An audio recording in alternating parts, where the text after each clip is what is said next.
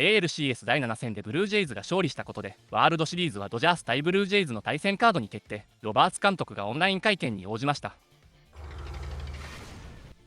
You know what, David, I think we're going to run the same rotation back, I think, for sure, for the first two, Snell and then Yamamoto, and we'll see kind of from game 3 and game 4. It's one of those things that they know me pretty well. I've learned to know them pretty well. We have a lot of the same people that have been together for quite some time, and with that, you learn kind of how to ultimately get the best out of them at certain points and when to push them and challenge them and when to give them some latitude and some grace.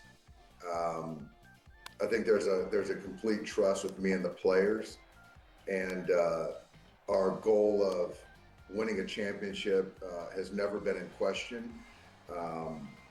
But yeah, I think for me it's like, and you can see it firsthand.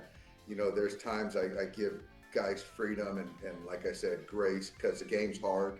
It's a long season, but there's other times where I get to be a little bit more stern in my messaging and expectations, when I feel the time's right.